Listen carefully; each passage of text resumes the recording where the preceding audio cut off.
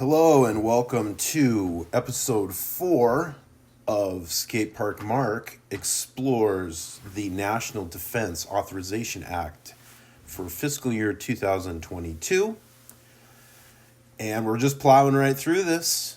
I'm always excited to turn on this little recorder and record my screen here. Just because every time is, enlightening, and also it's sort of a big job, and to do these hour-long segments takes a little bit of dedication, and unfortunately I have the time on my hands to do this. In the last episode, I found a couple discrepancies, and I alerted the whitehouse.gov website to a possible typo that they have regarding section 341, in which the website referred to it as 351, I believe.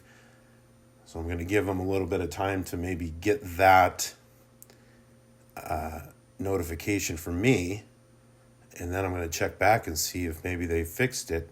There is a chance that I'm wrong and they're right, which is very likely. Although from what I can just see here, with my purview, then it looks a little wrong. Anyway, enough about that. Let's just dive right into this. Figure out where we left off last time. Scroll down. I think we're into the 500s right now. All right, so policy. Okay, I think we worked through this grade of certain chiefs. Access to tour duty system, okay, and the youth challenge. All right, so we are on to section 511, subtitle B, general service authorities and military records. All right, 511, prohibition on commissioning or enlistment in the armed forces of an individual convicted of a felony hate crime. Okay, so it looks like if you've been accused of a felony hate crime, you will be prohibited from enlisting in the armed forces.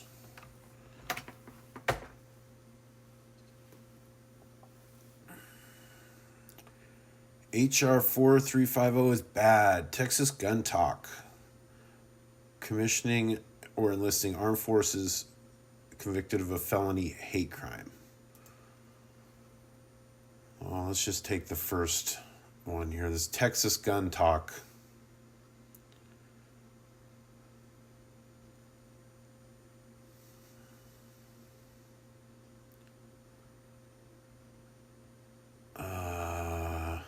Violent extremism.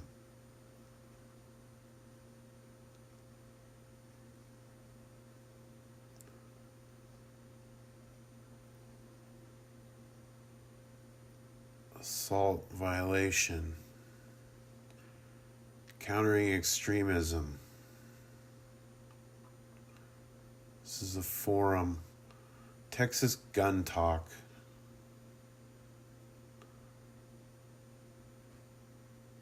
Well,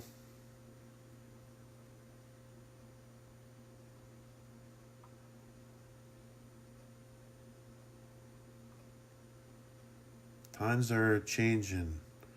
Our country's gone insane.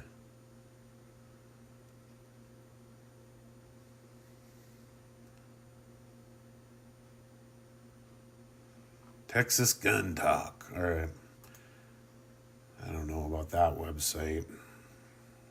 Let's see if we can find something a little bit more informative. Crimes and enlistments. All right. Well, we can just deduce, I think, the prohibition or commissioning or enlistment. All right. So we can't commission, which is hire, these guns for hire, and we can't enlist people who have convicted of a felony hate crime. Let's just see what a felony hate crime is.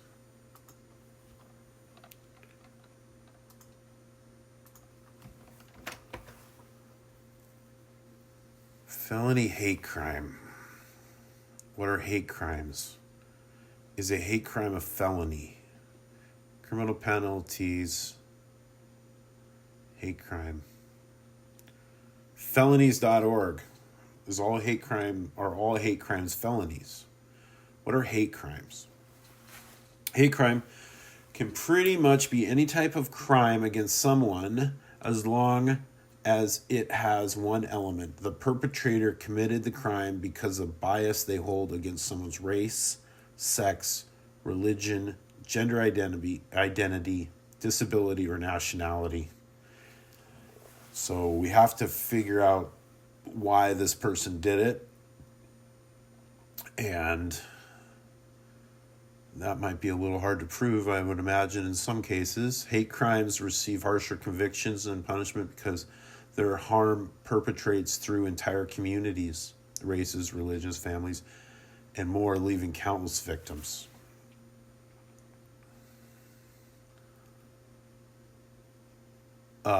Hate crime kind of speaks for itself. It's a crime that's committed someone's opinion of the victim. Legal terms would say that a crime, typically vandalism or violent crimes, that is motivated by a bias towards someone's the crime doesn't have to be against a single person. It can be turned against a whole group. So if you vandalize, is that a felony? It could be a hate crime misdemeanor. I don't know. The top 3 hate crimes are vandalism, intimidation, and assault. The following crimes are often classified as hate crimes when they're bias motivated. So we've got murder, rape, aggravated assault, simple assault, intimidate, the list goes on, embezzlement.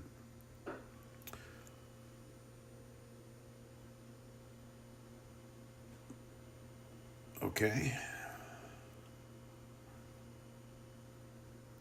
Hate crimes. First Amendment rights, hate crimes.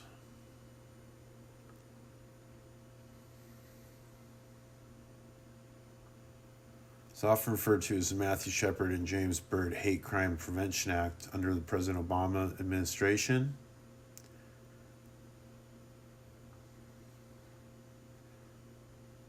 So it has hate crime laws. It requires data collection on hate crimes. Has hate crime laws. Does not require data collection on hate crimes. That would be Montana. Does not have hate crime laws and does not require. So Wyoming, there's no hate crimes. Arkansas, Georgia, and South Carolina. So I guess if you want to hate and do crimes.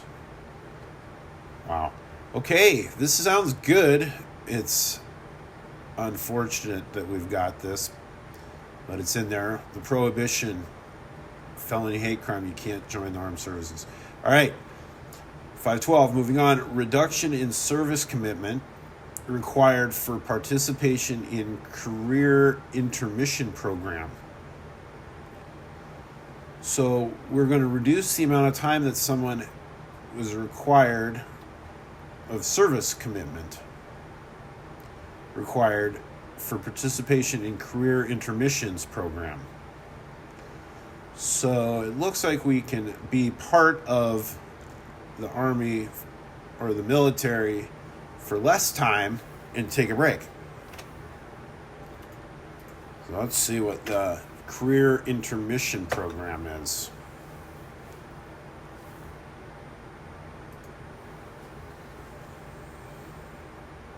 Talent management. In 2014, the Army approved the Career Intermission Program as a permanent opportunity for many active duty service members. The Career Intermission Program provides eligible NCOs and officers the flexibility to pause their military career for up to 3 years while maintaining a seamless transition back onto active duty. Participants are obligated to a 2 to 1 year commitment. For every month they participate in the program, they will receive 2/30ths the base pay during their hiatus.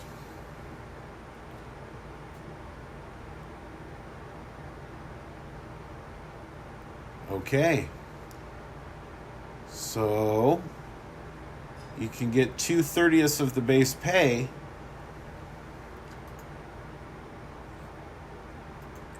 the service commitment requirement. Is there a service commitment requirement? Isn't for everyone. So it provides a significant element of career flexibility.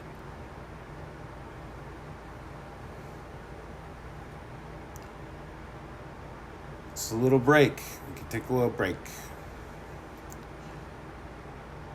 Okay, moving on. 513. Modernization of the selective service system. We're going to modernize our selective service system. The selective service system, it's your country, protect it. Oh, wait here, let's go back here.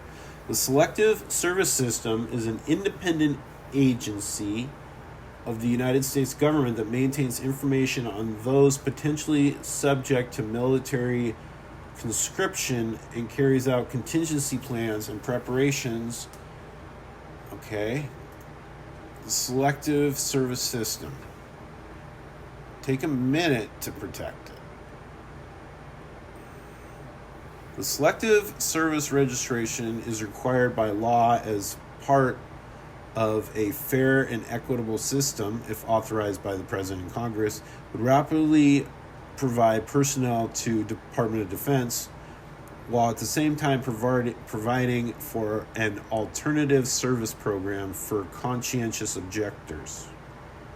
By registering, a young man remains eligible for jobs, state-based student aid in 31 states, federally funded job training, and U.S. citizenship for immigrant men. So, can it only be a man? Women. Only men register with the Selective Service. In the event the law is changed to include registering women,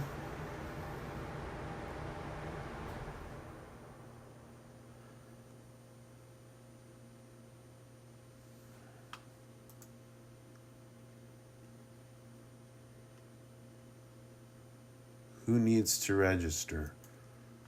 I don't necessarily know if I want to take the jump to register right now. Almost all male citizens and male immigrants who are 18 to 25 are required to register. It's important to know that even though he is registered, a man will not automatically be inducted into the military. In a crisis requiring a draft, men would be called in a sequence determined by random lottery. Okay. So what is this conscientious objectors? Men who would be classified as conscientious objectors if they were drafted must register. A draft is authorized and they are called. They would have the opportunity to file a claim for exemption based upon their religious or moral objection to war. Okay, so you can register and then you can say I'm a conscientious objector.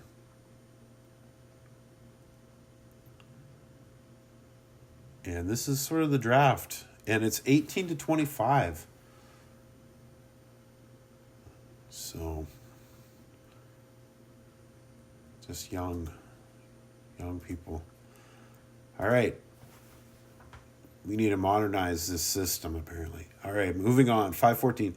Improvements to military ascensions in armed forces under the jurisdiction of the secretaries of the military departments. We need to improve military ascensions in the armed forces under jurisdiction of the secretaries. Okay. What does that mean? Military ascensions vital to national interest is a special recruiting program that has been available to certain immigrants interested in joining the U.S. military. So the military ascensions vital to national interest is a recruitment program by the United States Department of Defense through which legal non-immigrants with certain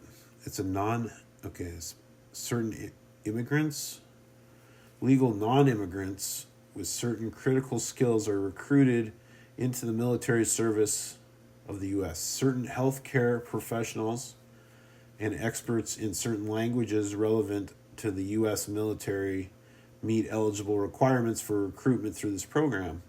Soldiers belonging to the enlisted rank and recruitment through this program become citizens of the United States, usually at the end of their basic combat training.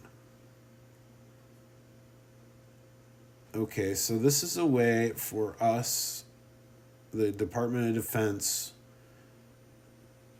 we kind of bait these folks in with the idea they can become citizens maybe more easily if they join the military. Although it isn't a military secret per se, military ascension vital to national interests is a small and very exclusive program that benefits immigrants and the U.S. military. Military ascension vital to national interests is a special recruiting program that has been available to certain immigrants interested in joining the U.S. military. Generally, immigrants must be permanent residents to join the military. Once enlisted, these green card soldiers can take advantage of expedited citizenship. However, MAVNI allows certain non-citizens in the United States to join the military and thereby gain eligibility. Non-citizens. So citizens and non-citizens. So you can be a citizen and not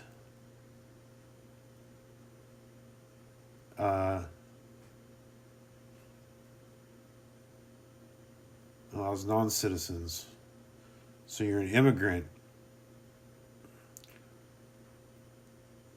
Their legal immigration status. So they could be asylees, refugees, recipients of temporary protected status, or hold any of the following non-immigrant visas.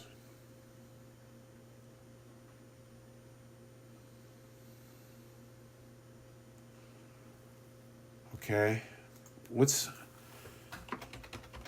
immigrant versus non-immigrant? What's the difference between immigrant visas and non-immigrants?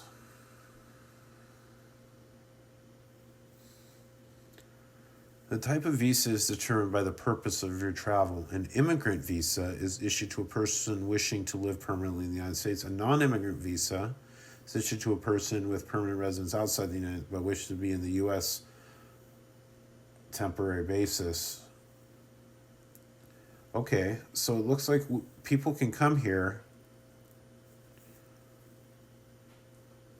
and they can just come here for work, and the work would be Department of Defense work, and then they can become a citizen. I mean, do non-immigrants, are they even trying to be citizen? Allows certain non-citizens in the United States to join the military and thereby gain eligibility without first having to go through a lengthy process of obtaining a green card.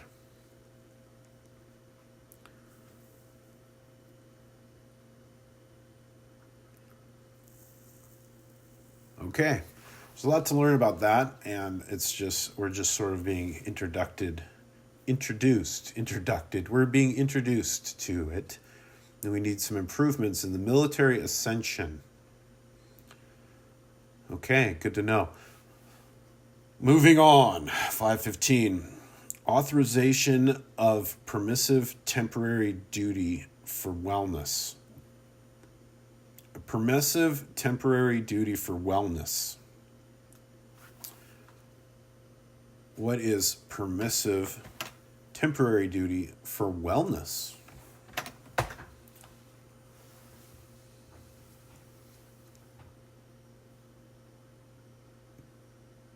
Permissive temporary duty.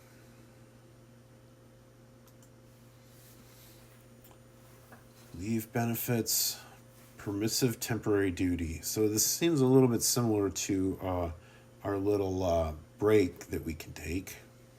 What's that break called again? It's a career intermission program. Okay, so this is not the career intermission program. So when you're ready to search for post-separation job housing, you may be authorized. So permissive temporary duty. Permissive temporary duty facilitates transition into civilian life by providing time off for house and job hunting. This benefit is for military members being involuntarily separated under honorable conditions or retiring from active duty. Personnel being discharged or released from active duty service as involuntary separees under honorable conditions may receive up to 30 days of leave or transition, and up to 10 days is required to facilitate relocation. However, the leave may not be available if it will interfere with military missions. Okay, so this is sort of a reintroduction program, and they give them a whopping 30 days to find a new life.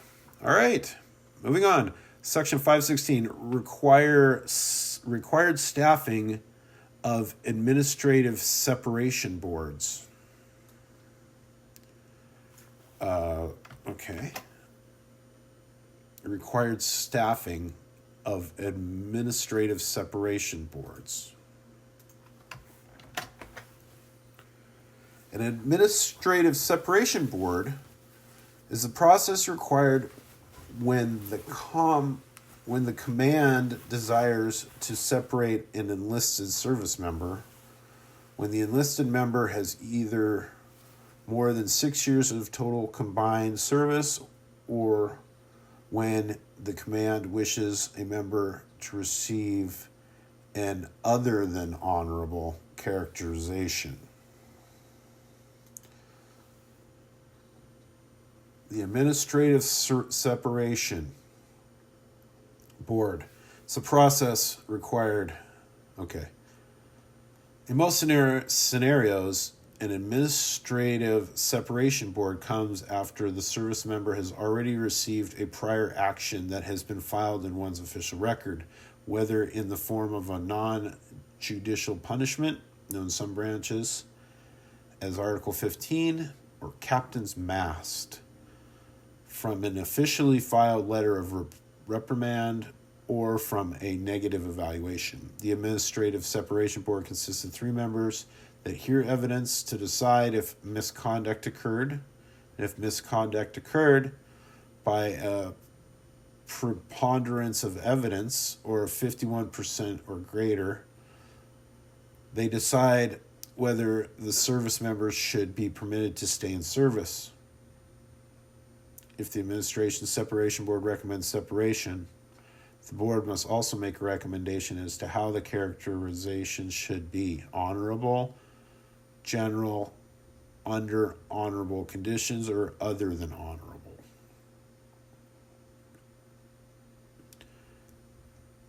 Okay. This is a separation board. This is when you get in trouble. And they try to figure out, if you're honorable or whatever. The captain's mast. or admiral's mass is a procedure where a commanding officer must make an inquiry into the facts surrounding a minor offenses allegedly committed by a member of the command, afford the accused a hearing, dispose of such charges by dismissing the charges, imposing punishment. Okay. So this is the captain's mast.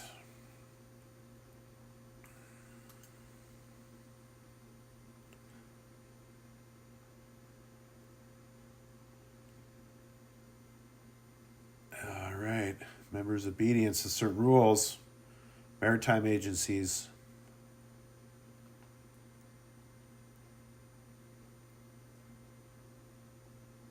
Captain's mast. It's a disciplinary process. The history. So why the colorful name as opposed to something dry like U.S. Army's Article 15? Answer, according to official Navy resources, goes back to the days of sailing ships where the United States Navy derives many of its traditions. Before steam engines became standard in the 19th century, the most efficient means of moving a ship across the sea was to harness the power of the wind by means of attaching a canvas sail to a pole known as the mast. Larger ships would have several masts. The number of masts as well as their configuration and the shapes of many of their sails came to define the types of various sailing ships. The clipper, the man-of-war. Sailors' lives depended on the function of these masts and sails, and much of the maintenance work needed to keep the ship in working order involved these essential components. It's no surprise that they came to be the focal point of naval culture and a convenient meeting place for the crew when one was needed. Under the main mast, the captain's mast, appears to have come about as a result of the need to maintain discipline and address the majority of the crew at once. Meetings of this nature were held under the main mast, and eventually any crew meeting came to be known as a mast. The mast eventually began to be named according to the officiating officer's rank. So there's an admiral's mast, a chaplain's mast, captain's version. It's the captain's mast. That's kind of cool. That's an important meeting. Captain's mast. All right. A little lesson there. Okay, moving on. 517. Administrative separation. Miscellaneous authorities and requirements. Okay, I think that just harkens back to that administrative separation that we just investigated. Administrative Separation Board is administration separation, miscellaneous authorities and requirements. Okay, moving on. 518, prohibition on algorithmic career termination. Okay, we are going to prohibit algorithmic career termination.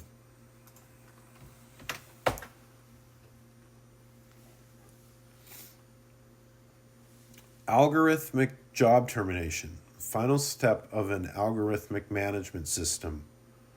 The role of algorithms in job termination. Okay, so we're not going to have some sort of mathematical equation to decide who gets fired or who gets the axe. Okay. Interesting. Okay, prohibition on discipline against a member based on certain social media.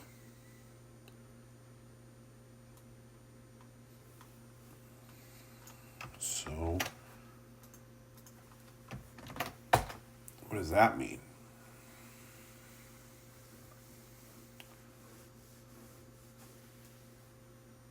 Personal use of social media.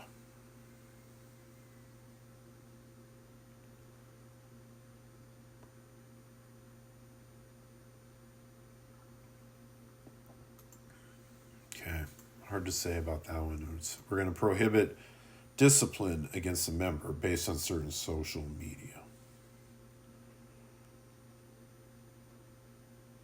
All right. 519A. All right. Command oversight of military privatization housing as an element of performance evaluations. So these performance evaluations must be somehow tied in maybe with this social media.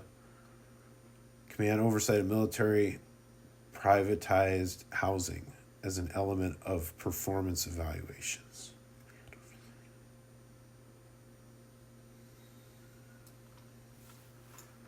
All right, let's try to break this down. Military Housing Privatization Initiative was established in 1996 as a tool to help military improve the quality of life for its service members by improving the conditions of their housing.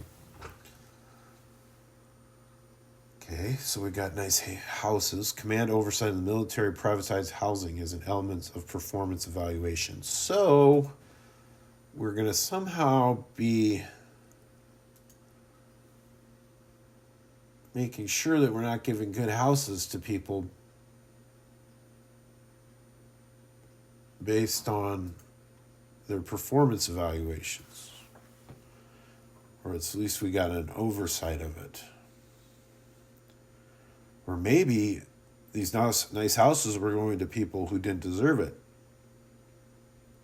So we have a command oversight. What does that mean, command oversight? Oversight.gov, an audit, intelligence oversight, evaluation combatant oversight. All right. We're going to look into that. 519B. We got a bunch. All right. Feasibility study on establishment of housing history for members of the armed forces who reside in housing provided. Okay. We're a feasibility study on the establishment of housing history for members.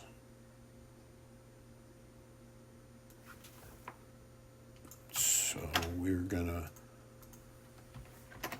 look and see how their houses have looked and over time.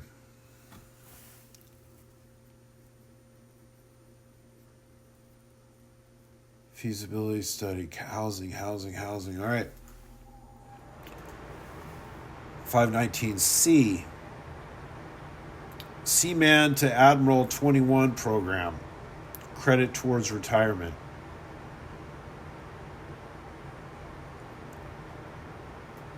All right, so it looks like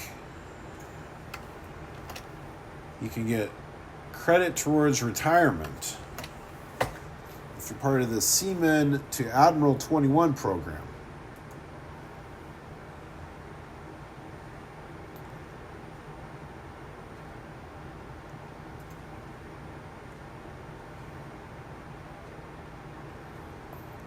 The Seaman to Admiral 21. Okay. Our mission is to offer qualified enlisted sailors the ability to move into officer ranks. When sailors today hear the term Seaman to Admiral, no doubt former Chief of Naval Operations Admiral Burda comes to mind as a product of an enlisted to officer commissioning program. Admiral Burda was the first CNO to have risen from the enlisted ranks. The integration program, as it was then known, was designed to provide an opportunity for enlisted personnel who possess outstanding qualifications, the motivation for a naval career to obtain a commission.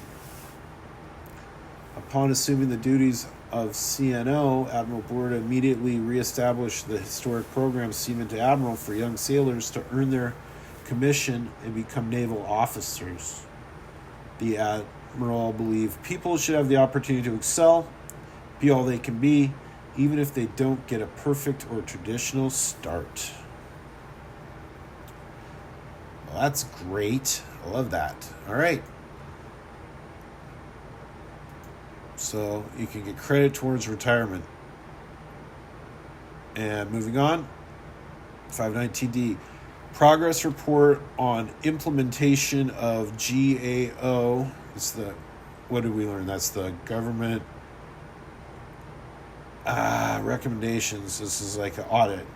Recommendations regarding career paths for surface warfare officers. Progress report on implementation of recommendations regarding career paths for the surface warfare officers of the Navy. What is a surface warfare officer?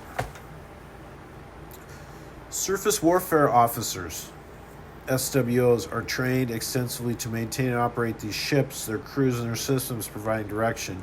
Lead example, surface warfare officers form the backbone of fleet leadership. In this role, you will have the opportunity to excel as a leader. Okay, so these are officers. Career paths as surface warfare officers. So, are these admirals? Maybe. All right. 519. Independent assessment of retention of female surface war. The assessment of retention of our female surface warfare officers. The surface warfare community open to women. In 1979, the first woman obtained her surface warfare officer qualification. In 1993, Congress approved women to serve on combat ships. There are 33 women who were first assigned to these sea billets. Women worked as nurses. Okay. So the first woman, who was the first woman to obtain surface warfare officer in 1970?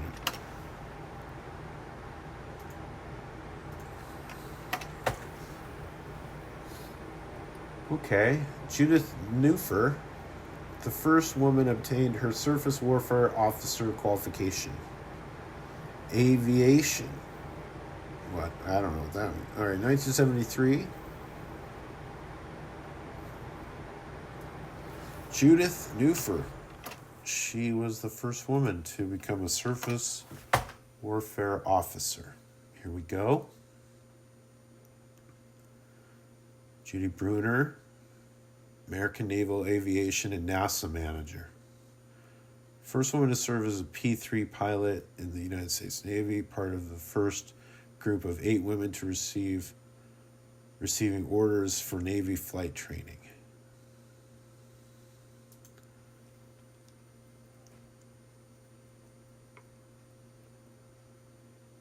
From Wooster, Ohio. So she's a pilot.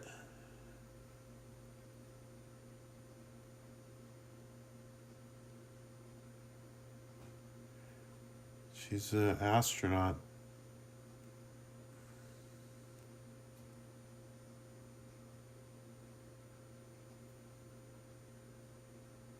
Maybe.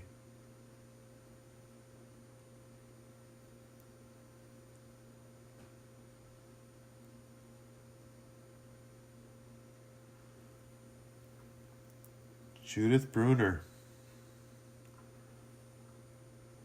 Awesome. This is very cool.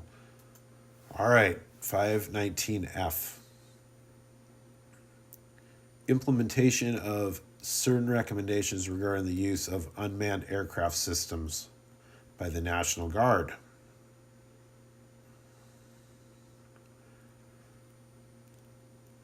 So the National Guard gets drones. The unmanned aircraft system assists Army Guard units gathering situational awareness.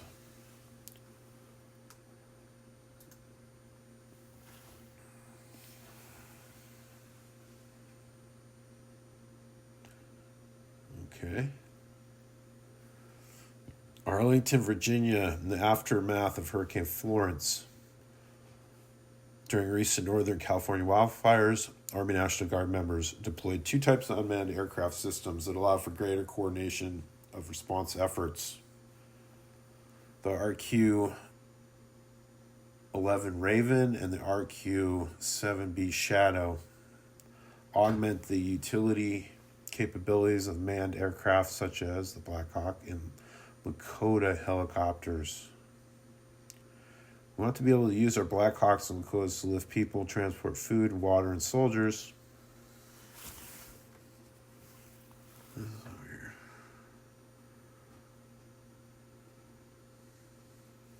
Okay. So, fighting wildfires, our guard has these little Ravens, lightweight, low-altitude, remote-controlled UAV. Cool.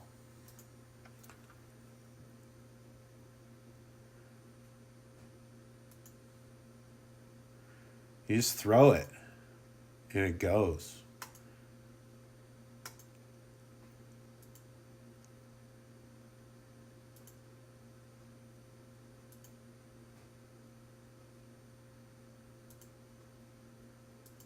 Just throwing it, okay? And the other, we've got this Shadow.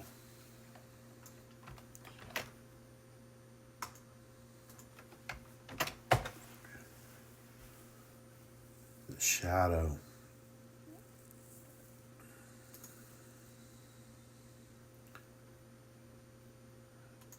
This one you don't just throw. This one has a launcher. It's got wheels. Oh, yeah. This is a real unmanned. Surveillance. There we go. We're going to have maybe the implementation and recommendations about using those by the National Guard. All right. Moving on. Subtitle C, Military Justice and Other Legal Matters. Okay. 521, the rights of the victim of an offense under the Uniform Code of Military Justice. Okay. We have victims' rights under a code of military justice.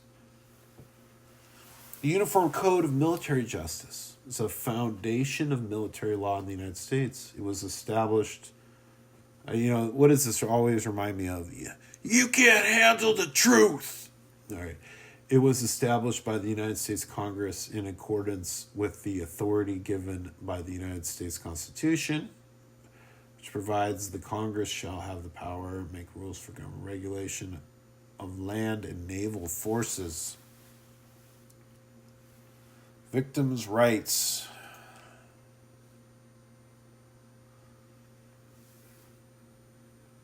The victim of an offense have the following rights: the right to be reasonably protected from the accused, the right to reasonable, accurate, and timely notice of, the right not to be excluded from, the right to be reasonably heard, confer with counsel, receive restitution, free from unreasonable delay, be treated with fairness. All right. Absolutely. How does that differ from anything else? Hard to say. All right. Commanding officers' non-judicial punishment. All right. What does that mean?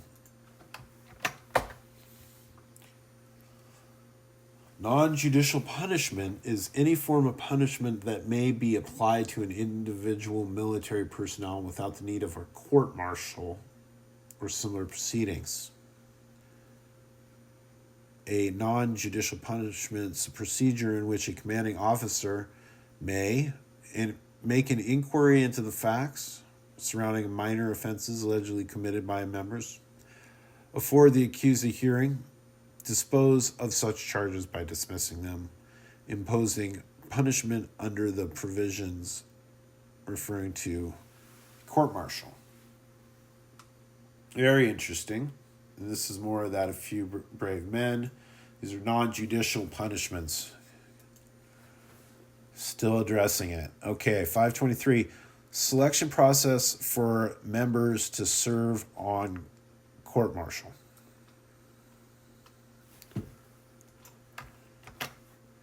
We got to serve on court-martial. Court-martial or court-martial is a military court or a trial conducted in such a court. A court-martial is empowered to determine the guilt of members of the armed forces subject to military law, and if the defendant is found guilty, to decide upon punishment. In addition, court-martials may be used to try prisoners of war for war crimes. The Geneva Conventions require that POWs who are on trial for war crimes be subject to the same procedures as would be the holding military's own forces. Finally, court-martials can be convened for other purposes, such as dealing with violations of martial law, and can involve civilian defendants.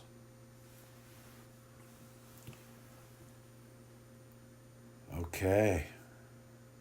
Member selection.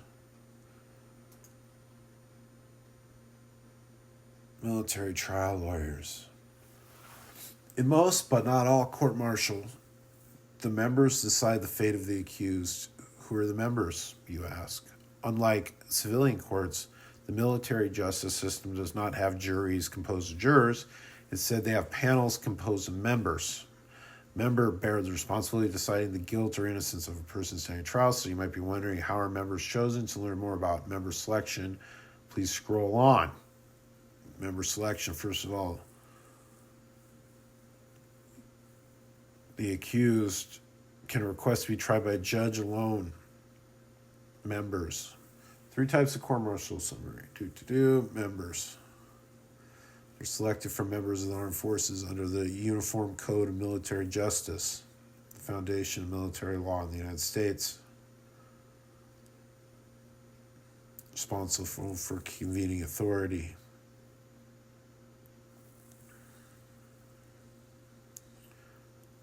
Judge and counsel may take part in the member selection process in a procedure known as voir dire, which allows the judge, defense counsel, and prosecution counsel to question panel members.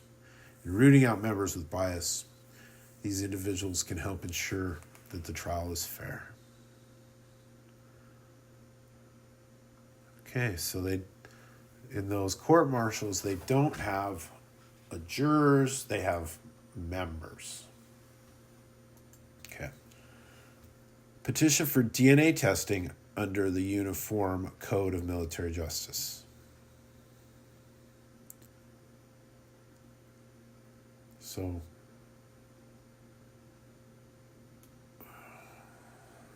how does that read? What? Petition for DNA testing. A person convicted of a felony may file a written petition for performance of DNA testing. So they can request DNA testing. All right, moving on. Punitive article on violent extremism.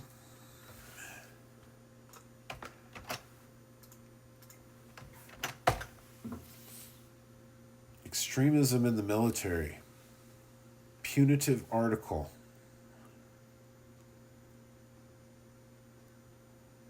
Okay, so I think that this is how to punish these violent extremists.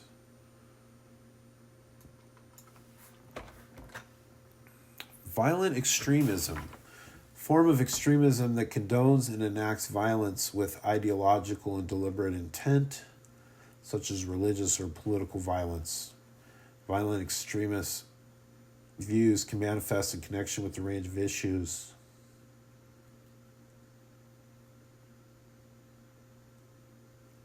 So you're not just extremism, you're a violent extremist. Islamic terrorists. So, what's a punitive article?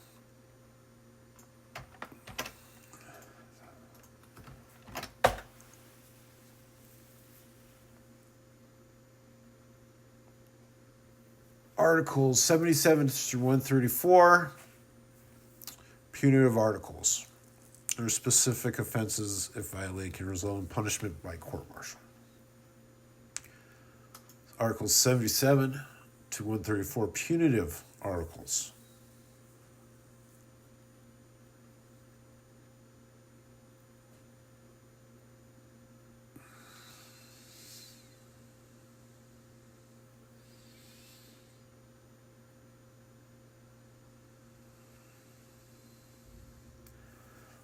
All right, Article 77. Principles by associating the article does not define an offense. Its purpose is to clarify the person needs not personally perform the act necessary to be guilty of it, accessory to the fact, conviction of lesser included offenses, attempts, conspiracy, solicitation, fraudulent enlistment, desertion, absence without leave, missing movement, contempt, failure to obey, cruelty, mutiny, sedition, resistance. Okay.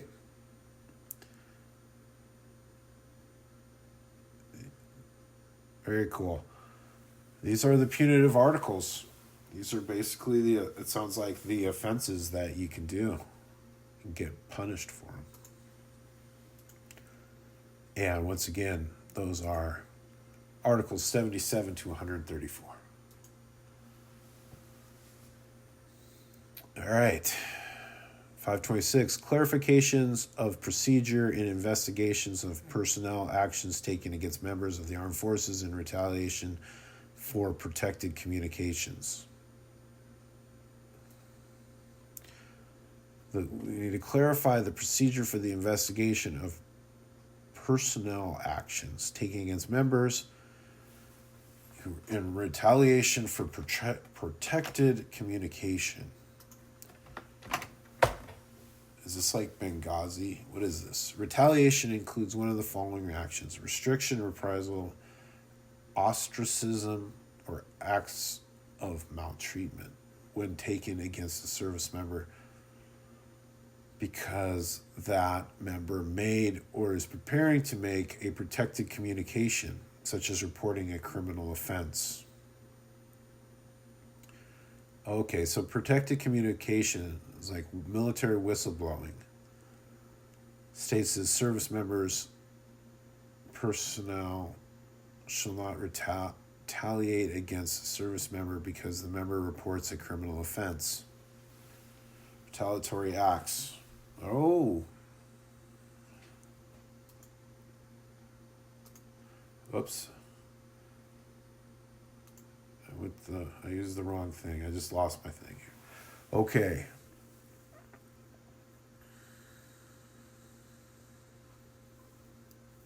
Where were we? This is all the you can't handle the truth sections.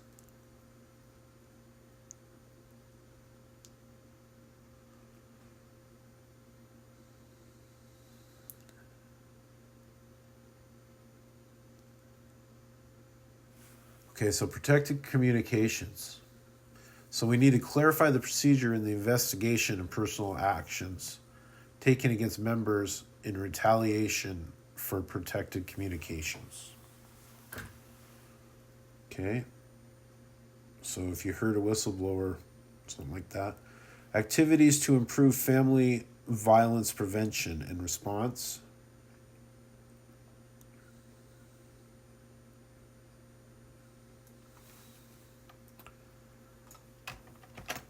Okay. What are the activities? We need to integrate family violence and domestic violence awareness in sports coaching, youth mentoring activities, speak out against family violence.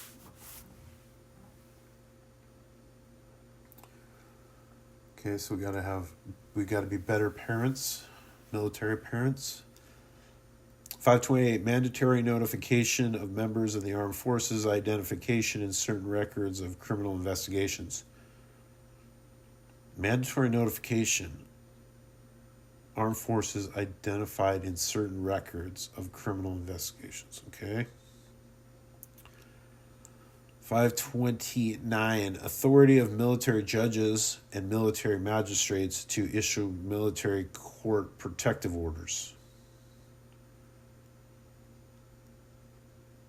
Okay. Countering extremism in the armed forces. All right. Reform and improvement of military criminal investigative organizations. Okay. Measures to improve the safety and security of members of the armed forces. Distribution of information on the availability of civilian victim services. Report on mandatory restitution. Exclusion of evidence obtained without prior authorization. Okay, doesn't hold up in court. And 529G, report on demographics of military police and security forces citations. Okay, now this must be a little bit on, we're looking into military police and security forces citations. So this has probably a little bit to do with some of the police brutality. And we want to report on the demographics of the military police and security forces citations. All right. And with that, we'll wrap it up. Thanks for listening. Have a great day. Bye.